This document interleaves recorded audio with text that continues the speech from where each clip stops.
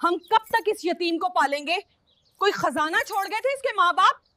मुफ्त की रोटियां तोड़ रही है बरसों से। आहिस्ता बोलो नाजिया, वो सुन लेगी। आखिर मेरी बहन है। बहन है तो क्या हुआ? मेरे बच्चों का हक खा रही है। 18 साल की हो गई है। कोई जवान लड़का बगैर जहेज के शादी नहीं करेगा। तुम दे सकते हो जहेज? एक रिश्ता आया है शहर के बड़े सीठ अब्दुल करीम का। उम्र ज्यादा है, बीमार भी हैं, मगर करोड़ों की जायदाद है। जहेज नहीं मांग रहे, उल्टा मेहर देंगे। क्या? वो 70 साल के बूढ़े? जैनब बच्ची है अभी। बच्ची?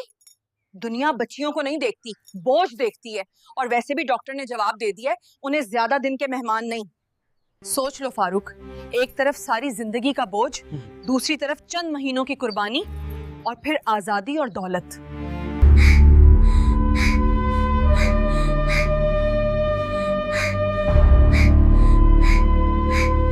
ये कहानी है ज़ैनब की, एक ऐसी यतीम लड़की की जिसे उसके अपने ही चंद सिक्कों के बदले एक 70 साला बीमार बूढ़े के हाथ बेच दिया गया। वो सोच रहे थे कि चंद महीनों में वो बेवा हो जाएगी और उनके हाथ दौलत आ जाएगी। उन्हें क्या खबर थी कि जिस लड़की को वो बोझ समझ रहे थे, वही एक दिन उनकी किस्मत का फैसला लिखने वाली है। वो निकाह जिसे सब ने ज़ैनब की बर्बादी समझा, वही उसकी जिंदगी का सबसे बड़ा मौजज़ा बनने वाला था। क्या वाकई सब्र करने वालों को अल्लाह वहां से देता है जहां से गुमान भी ना हो? क्या खिदमत एक मरते हुए इंसान को जिंदगी दे सकती है? और क्या जुल्म करने वाले आखिरकार खाली हाथ रह जाते हैं? आइए महसूस करते हैं ज़ैनब की ये दर्दनाक मगर ईमान को झंझोड़ देने वाली कहानी। सुबह की ठंडी हवा में अजान की आवाज़ गूंज रही थी, लेकिन ज़ैनब के कानों में इससे पहले ही एक और आवाज़ गूंज चुकी थी। अरे ओ ज़ैनब, अभी तक सो रही है? महारानी उठ और चूल्हा जला, मेरे बच्चों को स्कूल जाना है। नाजिया की ये तल्ख आवाज़ ज़ैनब के लिए सुबह की पहली अजान थी। 18 साला ज़ैनब ने अपनी फटी हुई चादर को एक तरफ किया और आहिस्ता से बड़बड़ाई, या अल्लाह, मदद फरमा। ज़ैनब की ज़िंदगी एक दर्दनाक कहानी थी, जो उस वक्त शुरू हुई जब वो सिर्फ 5 साल की थी। एक खौफनाक सड़क हादसे में उसके वालिदैन अल्लाह को प्यारे हो गए थे। उस दिन से ज़ैनब की जिंदगी में सुकून का नामो निशान नहीं रहा। अपने बड़े भाई फारूक और भाभी नाजिया के घर में ज़ैनब एक बहन की हैसियत से नहीं, बल्कि एक मुफ्त की नौकरानी की तरह रहती थी। फारूक दिल का बुरा आदमी नहीं था।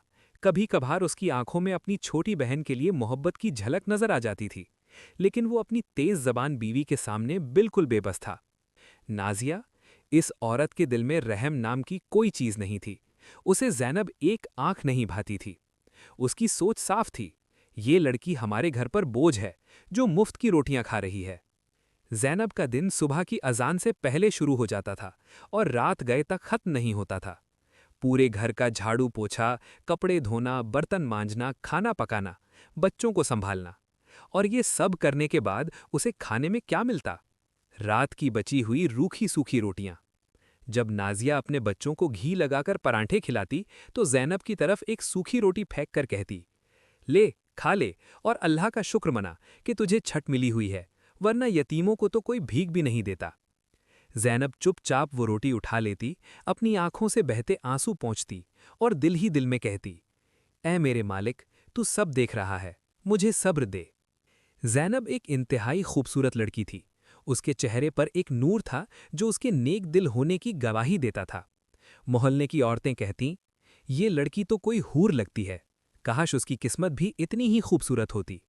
लेकिन ज़ैनब की ये खूबसूरती उसके मैले कुचैले कपड़ों और उदास चेहरे के पीछे छुपी रहती थी। वक्त गुजरता गया, ज़ैनब जवान होने लगी तो मोहल्ले के लोग दबी जबान में बातें करने लगे। फारूक भाई, अब बहन की शादी कर दो, जवान लड़की का घर में बैठना ठीक नहीं लगता। ये बातें जब नाजिया के कानों तक पहुंची तो वो परेशान हो गई, लेकिन उसकी परेशानी ज़ैनब की खुशी की वजह से नहीं, बल्कि जहेज की वजह से थी। अगर उसकी शादी करनी पड़ी तो घर से पैसा जाएगा, जहेज देना पड़ेगा, ये मुसीबत कैसे टले? नाजिया रात दिन इसी सोच में डूबी रहती। और फिर एक दिन वो मौका आ गया जिसका नाजिया को इंतजार था। उनके घर एक बूढ़ी औरत आई। उसका नाम था खाला ज़ोहरा। वो पेशे से रिश्ते कराने वाली थी। खाला ज़ोहरा ने जब नाजिया के कान में अपनी बात कही तो नाजिया की आंखें ऐसे चमक उठी जैसे उसे खजाना मिल गया हो। खाला ज़ोहरा ने आहिस्ता से कहा, नाजिया बेटी, शहर के बड़े सेठ अब्दुल करीम साहब हैं। करोड़ों की जायदाद है, बड़ी बड़ी हवेलियां हैं, दुकानें हैं, लेकिन बेचारे बहुत बीमार रहते हैं। नाजिया की सांसें तेज हो गईं। तो क्या मसला है? उम्र यही कोई 70 साल होगी। उनकी बीवी बरसों पहले फौत हो गई थी। कोई औलाद भी नहीं है जो उनकी खिदमत कर सके। अब उन्हें एक बीवी चाहिए जो उनके बुढ़ापे में उनकी देखभाल कर सके। नाजिया का दिमाग तेजी से चलने लगा। और जहेज?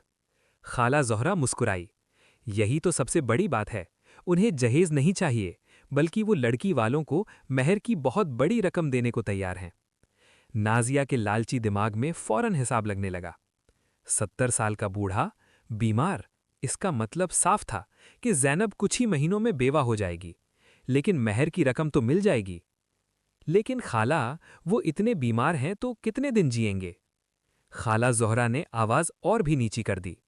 डॉक्टर ने जवाब दे दिया है, मुश्किल से 6 महीने या साल भर के मेहमान हैं, बस उन्हें एक सहारे की ज़रूरत है। नाजिया ने मन ही मन सोचा, ये तो सोने पर सुहागा है। ज़ैनब का पीछा छूटेगा, जहेज नहीं देना पड़ेगा और उल्टा सेठ जी पैसे देकर जाएंगे। ठीक है खालाजान, रिश्ता मंजूर है। शाम को जब फारूक दुकान से लौटा तो नाजिया ने जोश से ये खबर सुनाई।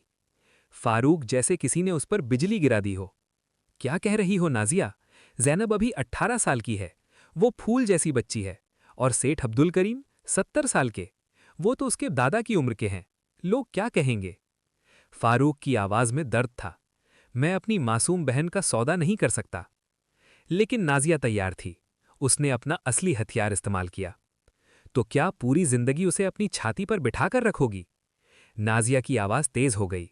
तुम्हारे पास है इतना पैसा कि किसी अच्छे जवान लड़के से उसकी शादी कर सको? आज के ज़माने में बिना जहेज के तो कोई काली लड़की को भी नहीं ले जाता, और सेठ जी इतना पैसा दे रहे हैं। नाजिया ने अपनी बात जारी रखी। इससे हम अपनी दुकान बड़ी कर लेंगे, बच्चों का मुस्तकबिल बन जाएगा, ज़ैनब वहां राज करेगी, हवेली की मालकिन बनेगी। फारूक कमज़ोर दिल का आदमी था। बीवी की मुसलसल जिद, रोज़ रोज़ के झगड़े और घर की माशी मजबूरियां, आखिर उसने हार मान ली। ठीक है, जैसी तुम्हारी मर्जी। ये कहकर फारूक ने अपनी बहन की किस्मत पर मोहर सब्त कर दी। अगले दिन नाजिया ने मिठाई का डब्बा ज़ैनब के सामने रखा। ज़ैनब जो बर्तन मांज रही थी, हैरान होकर रुक गई। नाजिया कभी उसे मिठाई नहीं देती थी। नाजिया ने मुस्कुराते हुए कहा, खुश हो जा ज़ैनब, तेरे नसीब जाग गए। तेरी शादी शहर के सबसे अमीर सेठ अब्दुल करीम से तय हो गई है। ज़ैनब के पैरों तले से ज़मीन खिसक गई। सेठ अब्दुल करीम? ज़ैनब ने ये नाम सुना था। पूरा शहर जानता था कि सेठ अब्दुल करीम एक बहुत बूढ़े और बीमार आदमी हैं। उसकी आंखों से आंसू बहने लगे। वो लड़खड़ाती हुई अपने भाई के पास पहुंची, जो कमरे के कोने में नजरें झुकाए बैठा था। भाईजान, क्या मेरा कसूर यही है कि मैं यतीम हूं? क्या अम्मी अब्बू होते तो वो भी मेरा निकाह एक बूढ़े से करते? फारूक नजरें नहीं मिला सका। गुनाह का एहसास उसकी रूह को कुचल रहा था, लेकिन वो अपनी बीवी के खिलाफ खड़ा नहीं हो सकता था। वो चुपचाप उठा और कमरे से बाहर चला गया। नाजिया ने ज़ैनब का हाथ झटकते हुए सख्ती से कहा, ज़्यादा नाटक मत कर। हमने तुझे पाल पोस कर बड़ा किया है। अब तेरा फर्ज है कि हमारे बारे में सोच। चुपचाप निकाह के लिए तैयार हो जा, वरना इस घर के दरवाजे तेरे लिए हमेशा के लिए बंद रहेंगे। ज़ैनब के पास कोई रास्ता नहीं था। उस रात वो अपनी जाए नमाज पर बैठी रात भर रोती रही। या रब्बुल आलमीन, अगर मेरी तकदीर में यही लिखा है तो मुझे इसे सहने की ताकत दे। मैं तेरी रज़ा में राज़ी हूं। निकाह का दिन आ गया, लेकिन ये कोई शादी का घर नहीं लग रहा था। ये ऐसा लग रहा था जैसे किसी की मैयत उठने वाली है। न कोई ढोल, न कोई शहनाई, न कोई खुशी। ज़ैनब को एक पुराना सा लाल जोड़ा पहनाया गया जो किसी संदूक में सड़ रहा था। मौलवी साहब आए और फिर सेठ अब्दुल करीम भी आए, लेकिन दूल्हे बनकर नहीं, बल्कि एक मरीज की तरह। ज़ैनब ने छुप कर देखा। सेठ जी गाड़ी से बड़ी मुश्किल से उतर रहे थे। हाथ में लाठी थी और वो खांस रहे थे। उनके चेहरे पर झुर्रियों की लकीरें इतनी गहरी थीं जैसे वक्त ने वहां अपनी कहानी लिख दी हो। बाल सफ़ेद रुई जैसे थे। मोहल्ले की औरतें छतों से झांक रही थीं और आहिस्ता आहिस्ता बातें कर रही थीं। हाय बेचारी ज़ैनब, कैसी फूटी किस्मत पाई है। जवानी में ही बुढ़ापा देख लिया बेचारी ने। निकाह पढ़ा गया। काजी साहब ने 3 बार पूछा, कबूल है? ज़ैनब का गला भरा हुआ था, आंसू उसके चेहरे पर बह रहे थे। उसने भारी आवाज में कहा, कबूल है। ये कबूल है उसने सेठ अब्दुल करीम को नहीं कहा था, ये उसने अपनी कड़वी तकदीर को कहा था। निकाह के बाद सेठ जी ने अपने मुंशी को इशारा किया। मुंशी ने एक मोटा सा लिफाफा फारूक के हाथ में थमाया। नाजिया की आंखें पैसों को देखकर ऐसे चमक उठीं जैसे कोई भूखा भेड़िया शिकार देख रहा हो। उसने ज़ैनब को गले भी नहीं लगाया, बस इतना कहा, जा अब अपने घर और हमें भूल जा। ज़ैनब अपनी नम आंखों के साथ उस बड़ी आलीशान गाड़ी में बैठ गई। गाड़ी धूल उड़ाती हुई शहर की तरफ चल पड़ी। सेठ अब्दुल करीम की हवेली वाकई बहुत बड़ी थी। ऊंचे ऊंचे दरवाजे, संगे मरमर के फर्श, कीमती फानूस, लेकिन इन सब के बावजूद वहां एक अजीब खामोशी थी। चारों तरफ नौकर चाकर थे, लेकिन कोई अपना नहीं था। सेठ जी को उनके कमरे में ले जाया गया। ज़ैनब डरते डरते अंदर गई। कमरा दवाओं की बू से भरा हुआ था। सेठ जी पलंग पर लेट गए और जोर जोर से खांसने लगे। ज़ैनब ने अपनी घबराहट को दबाया और जल्दी से पानी का गिलास भरकर उन्हें दिया। सेठ जी ने पानी पिया और ज़ैनब की तरफ देखा। उनकी आंखों में कोई हवस नहीं थी, कोई बुराई नहीं थी, सिर्फ एक गहरा दर्द और लाचारी थी। उन्होंने कांपती आवाज में कहा, बेटी, मुझे माफ करना। ज़ैनब चौंक गई। बेटी कहा उन्होंने? सेठ जी ने आगे कहा, मैं जानता हूं ये तुम्हारे साथ बहुत बड़ी नाइंसाफी है। मेरी उम्र तुम्हारे दादा जैसी है, लेकिन मैं बहुत मजबूर था।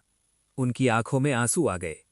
मेरे पास दौलत बहुत है, बड़ी हवेलियां हैं, लेकिन कोई ऐसा नहीं जो मुझे दवा दे सके, जो 2 घड़ी मेरे पास बैठकर बात कर सके। मैं तुम्हें बीवी का दर्जा तो शायद ना दे पाऊं, लेकिन तुम्हें किसी चीज की कमी नहीं होने दूंगा। मैंने तुमसे निकाह इसलिए किया कि तुम मुझे इंसानियत का सहारा दे सको। ज़ैनब का दिल ये सुनकर पसीज गया। उसके दिल से डर निकल गया और उसकी जगह रहम ने ले ली। उसने अपना घूंघट दुरुस्त किया और नरम आवाज में कहा, सेठ जी, आप मेरे सरताज हैं। मेरा निकाह आपसे हुआ है तो आपकी खिदमत करना अब मेरा दीन भी है और दुनिया भी। आप फिक्र न करें, मैं अपनी आखिरी सांस तक आपकी खिदमत करूंगी। और उस दिन से ज़ैनब की एक नई जिंदगी शुरू हुई। सुबह फजर की अजान के साथ ज़ैनब उठ जाती। वो पहले वुज़ू करती, नमाज पढ़ती और फिर सेठ जी के लिए गर्म पानी तैयार करती। सेठ जी को नहाने में बहुत मुश्किल होती थी। ज़ैनब बड़े सब्र और एहतराम से उनकी मदद करती। वो उनके कपड़े पहनाती, उनके बाल संवारती, सुबह की दवाएं वक्त पर देती, उनके लिए नर्म खाना बनाती जो वो आसानी से खा सकें। सेठ जी को चलने फिरने में दिक्कत थी तो ज़ैनब उनका सहारा बनती। जब सेठ जी बाग में हवा खाने जाना चाहते तो ज़ैनब उनकी बाजू थाम लेती और आहिस्ता आहिस्ता उनके साथ चलती। रात रात भर जब सेठ जी को खांसी आती और वो सो नहीं पाते तो ज़ैनब उनके सरहाने बैठकर उनके पांव दबाती, कुरान की आयतें पढ़कर उन पर दम करती। हवेली के नौकर भी हैरान थे। बूढ़ा बावर्ची नसीर अहमद कहता, भाई, मैंने जिंदगी में बहुत कुछ देखा है, लेकिन ऐसी नेक दिल बीवी कभी नहीं देखी। सेठ जी के रिश्तेदार जब आते थे तो सिर्फ जायदाद की बातें करते थे, लेकिन ये लड़की जो इस घर की मालकिन बन सकती है, वो एक नौकरानी से भी ज्यादा खिदमत कर रही है। ज़ैनब ने कभी नए कपड़े नहीं मांगे, कभी जेवर की फरमाइश नहीं की। वो सादगी से रहती और बस सेठ जी की सेहत की फिक्र करती। डॉक्टर साहब ने कहा था कि सेठ अब्दुल करीम को ज्यादा से ज्यादा 6 महीने की जिंदगी है, लेकिन ज़ैनब की खिदमत ने एक मौजिज़ा कर दिखाया। 2 महीने गुजरे, फिर 6 महीने, फिर 1 साल, फिर 2 साल। सेठ जी की सेहत में वाज़ेह बेहतरी आ रही थी। उनके चेहरे पर रौनक आ गई थी। अब वो लाठी के सहारे बाग में चल सकते थे। डॉक्टर साहब जब चेकअप के लिए आते तो हैरान हो जाते। ये तो एक तिब्बी मौजज़ा है। आपकी देखभाल कौन कर रहा है? सेठ जी मुस्कुराते और ज़ैनब की तरफ देखते। ये फरिश्ता, ये मेरी बेटी जैसी बीवी। सेठ जी अक्सर ज़ैनब से कहते, ज़ैनब, तुम इंसान नहीं, फरिश्ता हो। मेरे गुनाहों की माफ़ी के लिए अल्लाह ने तुम्हें भेजा है। मुझे अफसोस है कि मैंने तुम्हारी जवानी कैद कर ली। ज़ैनब जवाब देती, सेठ जी, ये तो मेरा नसीब है। अल्लाह ने मुझे आपकी खिदमत का मौका दिया, ये मेरी खुशकिस्मती है। उधर नाजिया को जब ये खबर मिली कि सेठ जी अभी तक जिंदा हैं, बल्कि उनकी सेहत में बेहतरी आ रही है, तो उसके दिल में जलन होने लगी। ये ज़ैनब वहाँ आराम से रह रही होगी, मालकिन बनकर राज कर रही होगी। एक दिन नाजिया ने फारूक से कहा, चलो ज़ैनब का हाल पूछने चलते हैं, देखते हैं कि वो कैसी है। लेकिन असल में नाजिया का मकसद ये देखना था कि शायद कुछ और फायदा मिल जाए।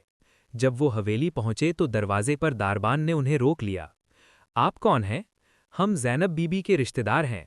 थोड़ी देर बाद उन्हें अंदर बुलाया गया। जब नाजिया ने हवेली की शानो शौकत देखी तो उसकी आंखें हसद से जल उठीं। ये सब ज़ैनब का है, इस यतीम का। उन्हें अंदर ले जाया गया जहां सेठ जी अपनी कुर्सी पर बैठे थे और ज़ैनब उनके पांव दबा रही थी। ज़ैनब सादे से कपड़ों में थी, कोई जेवर नहीं पहना था।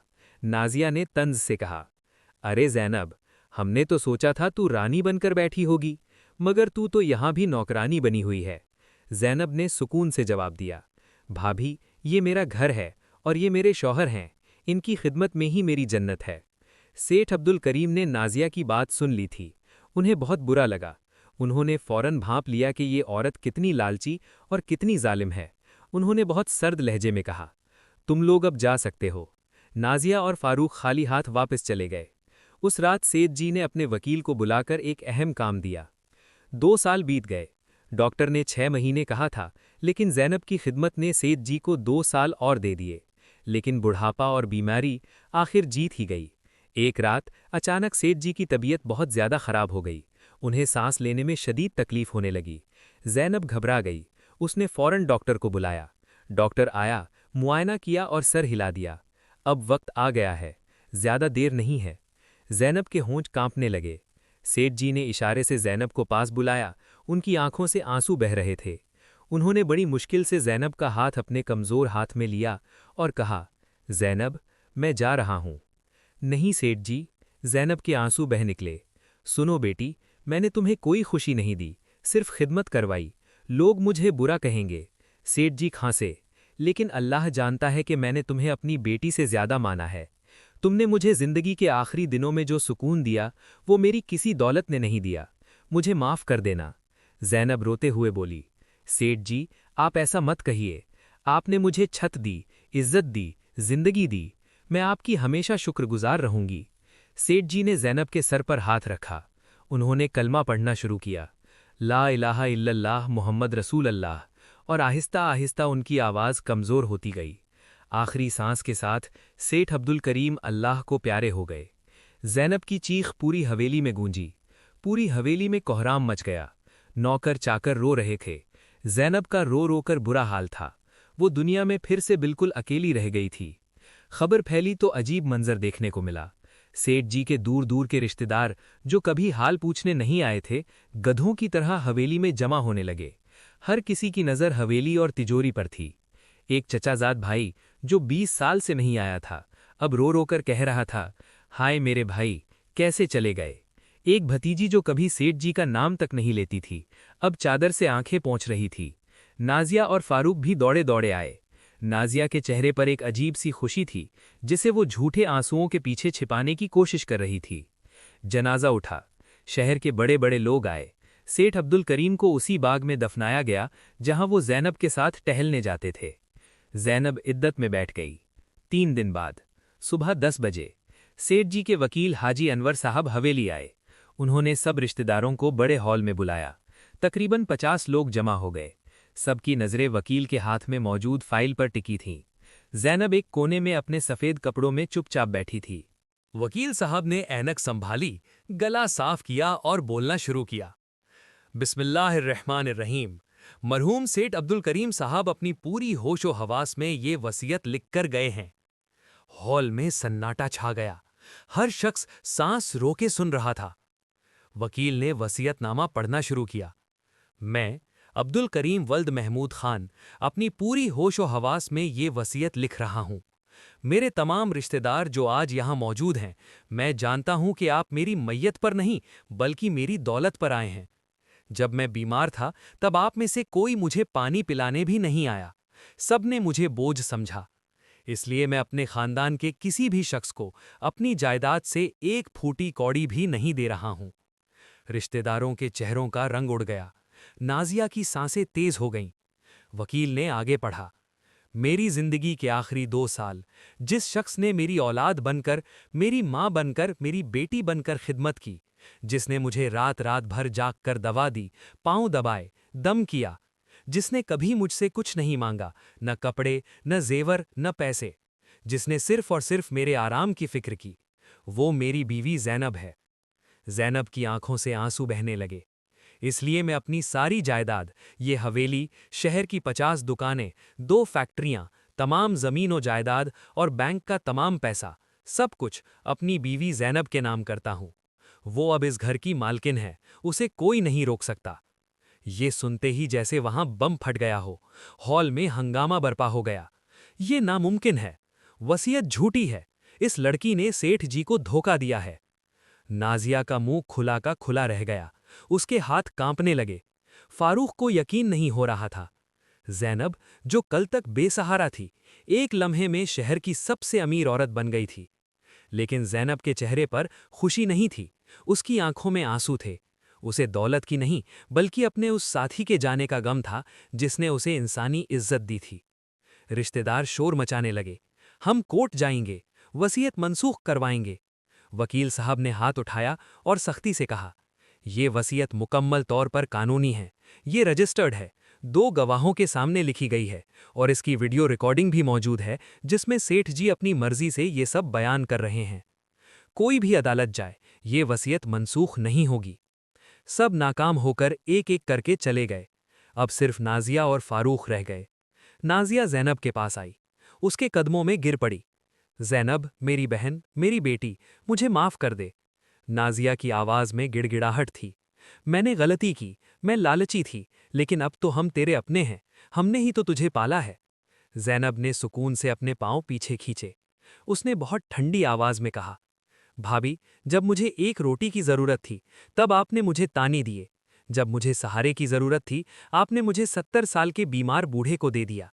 आज मुझे आपकी मदद की ज़रूरत नहीं है। फारूक शर्मिंदगी से सर झुकाए खड़ा था। ज़ैनब ने उसकी तरफ देखा। खून का रिश्ता तो उसी दिन खत्म हो गया था भाईजान, जिस दिन आपने चंद रुपयों के लिए अपनी बहन का सौदा कर लिया था।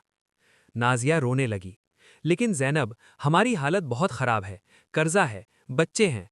ज़ैनब ने एक लिफाफा उठाया और नाजिया की तरफ बढ़ाया। ये लो, इतने पैसे हैं जितने आपने मुझसे लिए थे, ये आपका कर्ज है, रख लो, लेकिन इसके बाद मुझसे कोई ताल्लुक नहीं। अब जाएं। नाजिया और फारूक खाली दिल और भारी कदमों से हवेली से बाहर निकल गए। ज़ैनब ने इस अजीम दौलत को ऐशो आराम के लिए इस्तेमाल नहीं किया। उसने सेठ अब्दुल करीम के नाम पर एक बड़ा अस्पताल खोला, जहां गरीब मरीजों का मुफ्त इलाज होता था। उसने एक यतीम खाना बनाया, जहां बेसहारा बच्चों को पनाह मिलती थी। उसने बेवाओं के लिए एक तरबियती मरकज़ खोला, जहां उन्हें हुनर सिखाया जाता था ताकि वो अपनी रोज़ी कमा सकें। ज़ैनब खुद यतीम बच्चियों की शादियां करवाती थीं, उन्हें जहेज देती थीं। वो गरीब बीमारों के ऑपरेशन करवाती थीं। लोग अब उसे ज़ैनब बीवी नहीं, बल्कि ज़ैनब माँ कहने लगे। शहर में उसका एहतराम बढ़ता गया। सालों बाद ज़ैनब एक दिन अपनी बड़ी लाइब्रेरी में बैठी थीं। उसके बाल अब सफ़ेद हो चुके थे। चेहरे पर वक्त की लकीरें थीं, लेकिन आंखों में एक अजीब सुकून था। उसने सेठ अब्दुल करीम की तस्वीर को देखा और मुस्कुराई। शुक्रिया सेठ जी, आपने मुझे सिर्फ दौलत नहीं दी, आपने मुझे इंसानी इज्जत दी। ये कहानी क्या सिखाती है? जो सब्र करता है और अल्लाह के फैसले पर राजी रहता है, अल्लाह उसे वहां से देता है जहां से उसे गुमान भी नहीं होता। ज़ैनब की कहानी आज भी इस शहर में सुनाई जाती है। माएँ अपनी बेटियों को ज़ैनब की मिसाल देती हैं और कहती हैं, बेटी, सब्र कर, अल्लाह जालिमों को नहीं छोड़ता और मजलूमों को बेयारो मददगार नहीं छोड़ता। अल्लाह हाफिज।